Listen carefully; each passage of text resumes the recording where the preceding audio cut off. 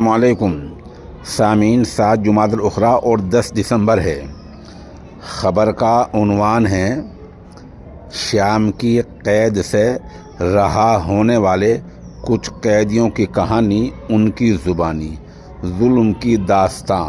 ख़बर तफसीली है, थोड़ा ध्यान से सुनें। शामी हुकूमत के इन उक़ूबत खानों, अज़ाब खानों से रहा होने वाले शहरियों ने निहायत भयानक दास्तां मीडिया को सुनाई है और क़ैद के दौरान इंसानियत सोज़ मज़ालिम बयान किए हैं। हम इन सारी दास्तानों को बयान नहीं कर पाएंगे और न ही तमाम जेलों और अक़ूबत कदों, अज़ाब घरों की तफसीलात की यहाँ गुंजाइश है। तम एक झलक आपके सामने रखते हैं ताकि चंद से अंदाज़ा हो जाए कि सूरत हाल क्या रही होगी। आपको पता ही है कि शाम में इनकलाब आ चुका है और वहाँ के सदर बशार अल असद मुल्क छोड़कर भाग चुके हैं और रूस ने उनको पनाह दे दी है। कुछ लोग बार बार ये पूछ रहे हैं कि शाम पर कब्ज़ा किसका था, तो 52-53 साल से बाप बेटे हाफिज़ुल असद और बशार अल असद का कब्ज़ा था। तकरीबन 53 साल तक दोनों की सरकार रही हैं। दोनों शिया थे और दोनों फ़िरक़े नसीरिया से ताल्लुक़ रखते थे और ये फ़िरक़ा शियों का वो फ़िरक़ा है जिसकी आबादी शाम में कुल 13% है। इन लोगों का कब्ज़ा 50-52 साल से ये लोग हुकूमत में थे। जुल्म ज़्यादा किए, इसलिए अल्लाह ने इनको वहाँ से दफ़ा कर दिया है। अब सुनिए कैदियों की कहानी, उनकी ज़ुबानी। आमिरियत के इस तारीक अंधेरे दौर में शाम में लोगों की आवाज़ दबाने के लिए उन्हें गिरफ़्तार करके कई सालों तक सलाखों के पीछे धकेलने का सिलसिला 70 की दहाई से जारी रहा। 1970 के बाद से ये सिलसिला शुरू हो गया था। चुनाचे तदमर, तरतूस और दमिश्क समेत हर शहर बल्कि छोटे कस्बों में भी जेलों का एक वसी नेटवर्क कायम हो गया। लेकिन उनमें सबसे ज़्यादा बदनामी दमिश्क के मुज़ाफ़ात में वाक़े सैदानाया नामी जेल के हिस्से में आई, जिसे हुकूक़ इंसानी की बैनुल अक़वामी तंज़ीमें मुख्तलिफ़ नामों से याद करती हैं। कस्साब ये खुफिया रास्ते बंद करके भाग चुके थे। मीडिया पर दुनिया भर के माहिरीन से अपील की गई कि वो कोई टेक्निक बताएं कि किस तरह इन मज़लूमों तक रसाई हासिल की जाए।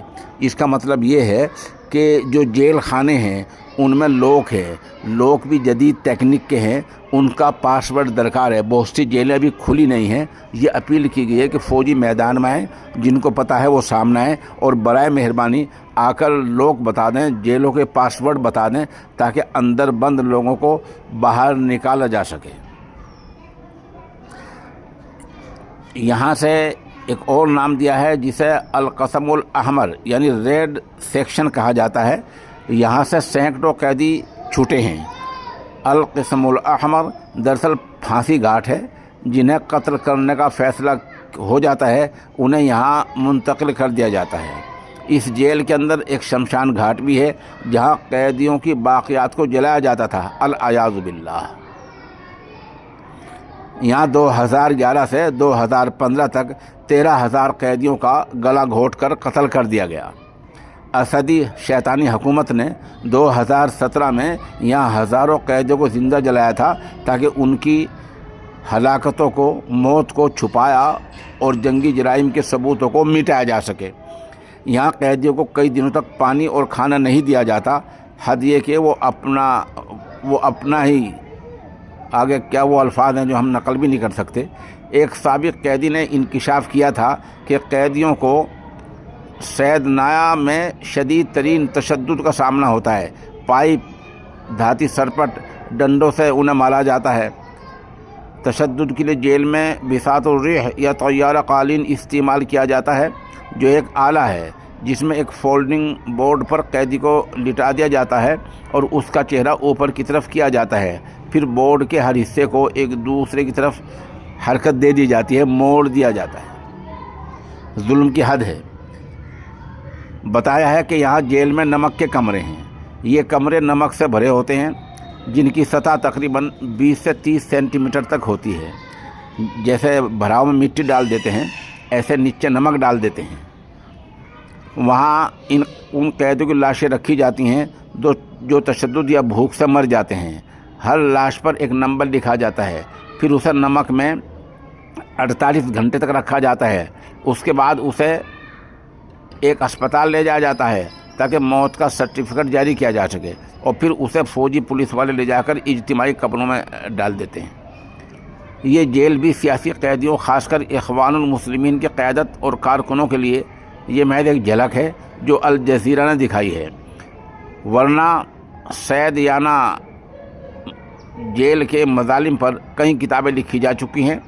گوگل میں جسد سجن سیدانایا لکھ کر سرچ کر کے ان قیدیوں کی تصاویر بھی دیکھی جا سکتی ہے جنہیں بھوکا رکھ کر مارا گیا۔ کچھ داستانیں سنیے۔ اتوار کو اس جیل سے رہائی پانے والے ایک دمشقی شخص کی ویڈیو وائرل ہوئی۔ اس کا کہنا تھا کہ اس رب کی قسم جس کے سوا کوئی معبود نہیں، ہماری پھانسی کے لیے آج کا دن طے تھا۔ اب سے آدھا گھنٹہ پہلے مجھ سمیت 54 قیدیوں کو تختہ دار پر لٹکانے کی فہرست جاری ہو چکی تھی۔ اگر اپوزیشن جنگجو مجاہدین سید نایا کا دروازہ نہ توڑتے تو اب تک مجھے اور ان قیدیوں کو پھانسی دی جا چکی ہوتی۔ اس جیل سے ایسے قیدی بھی نکلے ہیں جنہیں ابھی تک نہیں معلوم کہ حافظ الاسد یعنی بشار الاسد کا باپ مر گیا ہے یا زندہ ہے۔ قیدی نمبر 1100، اس نے بتایا میرا نام وہاں قیدی نمبر 1100 تھا۔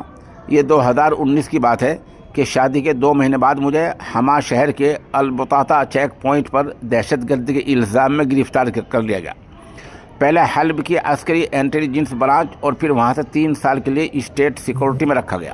اس کے بعد حلب کی مرکزی جیل منتقل کر دیا گیا۔ میرے ساتھ یہاں جو ہوا سو ہوا، لیکن میں اس 16 سالہ لڑکی کی گرفتاری اور تشدد کے نتیجے میں اس کی موت کو نہیں بلا سکتے۔ وہ کربناک منظر میری زندگی کا روگ بن کر دماغ سے ہمیشہ کے لیے چپک گیا ہے۔ جب ہمارے عقوبت کدے عذاب خانے میں یونیورسٹی کی 16 سالہ لڑکی کو لایا گیا، وہ لہولوان تھی۔ میرے پاس پٹی کا کپڑا نہیں تھا، اس لیے اپنے جسم کے کپڑے پھاڑ کر اس کے سر پر پٹی باندھی۔ اس کے سر پر اتنا تشدد کیا گیا تھا، مارا گیا تھا کہ سارے بال جھڑ چکے تھے۔ 2 روز تک اس کی سانس چلتی رہی اور پھر وہ ہمیشہ کے لیے خاموش ہو گئی۔ اسی کے ساتھ ایک بزرگ خاتون اور 2 خواتین ڈاکٹرز بھی قید تھیں جن پر انقلابیوں کا علاج کرنے کا الزام تھا۔ جب کوئی قیدی تشدد سے مر جاتا تو اسے ایک کمبل میں لپیٹ کر ہمارے ساتھی کمرے میں چھوڑ دیا جاتا تھا اور بعد میں اسے کسی نامعلوم جگہ لے جایا جاتا۔ خواتین کے لیے اسدی جیلوں سے جہنم بھی زیادہ مناسب مقام ہوگا۔ ہم یقین نہیں کر سکتے تھے کہ یہ حقیقت ہے کہ ہم کبھی روشنی دیکھ سکیں گے۔ خوشی اتنی بڑی تھی کہ ہم نے نعرے لگائے، تکبیریں بلند کی اور خواہش کی کہ ہم اپوزیشن فوجیوں کو گلے لگا سکیں اور ان کے ہاتھ چوم سکیں۔ رہائی پانے والی خاتون حالہ ام ربیع کی الجزیرہ سے گفتگو۔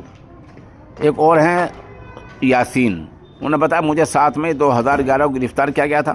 اس کے بعد میرے لیے جسمانی اور نفسیاتی تکلیف کا ایک طویل سفر شروع ہوا جو تقریباً 16 سال تک جاری رہا۔ میں نے سید نایا جیل میں ایک پورا کیا 1 سال مجھے وہاں رہا۔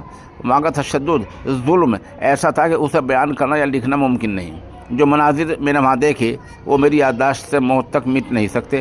میں اس ضعیف شخص کو کبھی نہیں بھول سکتا جو خون میں لت پت تھا اور کچھ وقت بعد وفات پا گیا۔ مجھے 31 سال قید کی سزا سنائی گئی تھی، مگر اللہ نے اپوزیشن کی برکت سے رہائی نصیب فرمائی۔ ایک اور قیدی ہے محمد ماہر۔ 7 نومبر 2017 کو مجھے حمص کے ایک چیک پوائنٹ پر گرفتار کیا گیا۔ ہر لمحے ایسا محسوس ہوتا تھا جیسے موت قریب ہے۔ اس قدر تشدد اور وحشیانہ طریقے تھے جنہیں ایک جانور بھی برداشت نہیں کر سکتا تھا۔ لیکن جو بات مجھے کبھی نہیں بھولے گی وہ یہ تھی کہ جب میں میزا سیکورٹی برانچ میں تھا، ایک بس آئی جس میں کچھ قیدیوں کو منتقل کیا گیا تھا اور ان میں ایک قیدی تھا جو میرے بہنوئی سے ملتا جلتا تھا۔ میں نے پہلے دل میں کہا کہ وہ ایمن نہیں ہو سکتا، یہ ممکن نہیں کہ وہ ہو، کیونکہ اس شخص کے دونوں پاؤں نہیں ہیں۔ میرے بہنوئی ایسا نہیں تھا۔ پھر میں اس کے قریب گیا اور اس سے اس کا نام پوچھا تاکہ میں شک و یقین میں بدل سکوں، لیکن سب سے بڑا صدمہ یہ تھا کہ وہ دماغی طور پر مفلوج تھا، اس لیے وہ اپنا نام نہیں بتا سکا۔ پھر میں نے اس کی کلائی پر موجود ایک خاص کڑے سے اس کو پہچان لیا جس پر رضا کا یا امی لکھا ہوا تھا اور اس کے ساتھ اس کا نام اور میری بہن کے نام کا پہلا حرف نقش تھا۔ میں نے اسے کچھ یاد دلانے کی کوشش کی مگر کوئی فائدہ نہیں ہوا۔ واضح ہے کہ اسدی حکومت نے عوامی تحریک کے شروع میں یعنی مارچ 2011 سے اگست 2024 تک 1,36,614 शामियों को कैद करके जेलों में डाला था, जिनमें 3,668 बच्चे और 8,504 ख़वातीन भी शामिल हैं। इन कहानी से आप अंदाज़ा लगा सकते हैं कि जुल्म किस नौयत का रहा होगा, कितना रहा होगा, किस हद तक रहा होगा। आप हमारे साथ बने रहें। शाम के भी बहुत सारी बातें हैं जो हम इस तरह धीरे धीरे वक्फे से आपकी खिदमत में इंशाअल्लाह पेश करते रहेंगे।